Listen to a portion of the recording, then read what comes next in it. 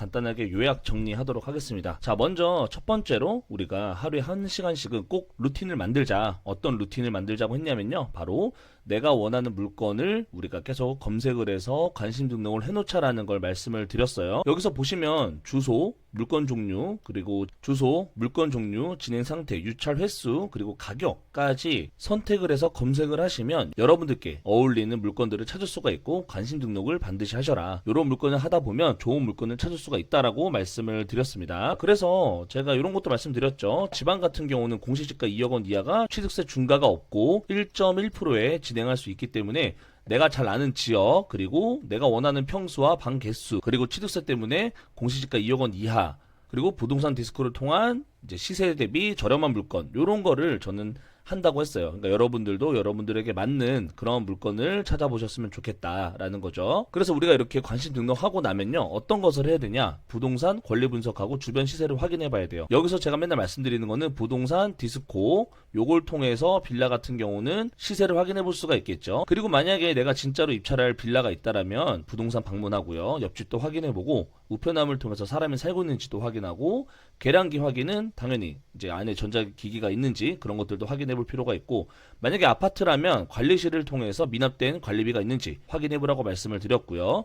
그리고 저와 같은 이런 입찰자, 경쟁자가 몇 명이나 있었는지, 이런 사람이 얼마나 연락이 왔었는지도 확인해 볼 필요가 있습니다. 자, 소유주 같은 경우는 만나도 크게 득될 만한 정보는 알 수 없지만 전세나 월세 임차인 같은 경우는 한 번쯤은 만나서 임장을 해봐도 좋을 것 같아요. 그러면 이런저런 질문을 통해서 내부 상태도 확인을 해볼 수가 있고요. 그리고 추후에 명도할 때도 조금 더 협조적으로 진행할 수 있어 보입니다. 제가 연습 문제 냈던 거 기억하시죠? 여기 보시면 2억 4,300짜리가 어떤 사람이 6,300에 낙찰 받았는데 미납을 했어요. 그래서 경매가 다시 시작을 하는데 이런 경우에는 보증금이 20%로 올라간다, 이렇게 말씀도 드렸고요. 그래서 이 사람의 보증금이 얼마일까 한번 추측을 해보는 방법을 말씀을 드렸는데, 그럼 이 날짜를 기억하셔야 돼요. 2021년 3월 26일. 그러면 여기 보시면요, 실거래, 그리고 이 사람이 전세라고 한다면 전세로 들어가야겠죠. 해당 월을 찾아갑니다. 그렇게 되면 보통 우리가 계약을 한 달 전에 하는 경우도 있으니까 이게 우리가 생각하는 추측 금액이라고 볼 수가 있는 거예요. 층수도 맞고 시기도 맞으니까.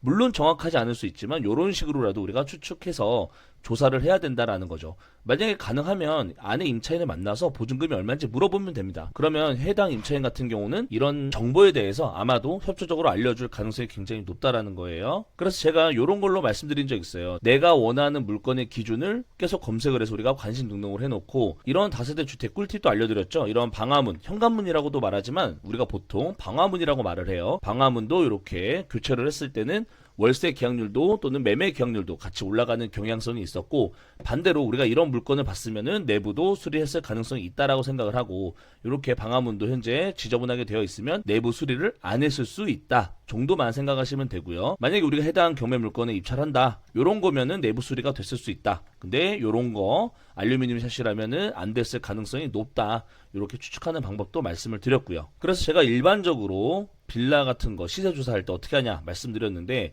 부동산 디스코를 통해서 실거래를 확인을 해보고요. 그리고 네이버 부동산을 통해서 주변에는 얼마에 판매가 되고 있는지 이런 호가도 같이 조사를 해봅니다. 그리고 여기 탱크옥션 자체의 기능인데요. 여기 보시면 동일 지번 매각, 임금 매각 사례를 통해서 실제로 이 주변 또는 같은 주소에 빌라가 얼마에 매각이 됐었는지 이런 것도 확인해 볼 수가 있는 거예요. 그래서 이렇게 탱크옥션 기준으로 말씀을 드렸고요. 아파트 같은 경우는 부동산 디스코에서 시세 확인 가능한 빌라와 다르게 네이버에서 실거래가 명확하게 나와 있기 때문에 상대적으로 너무나도 정보가 공유가 잘 되어 있기 때문에 다세대 주택보다는 이런 경쟁이 더 심화된다라고 말씀을 드렸어요.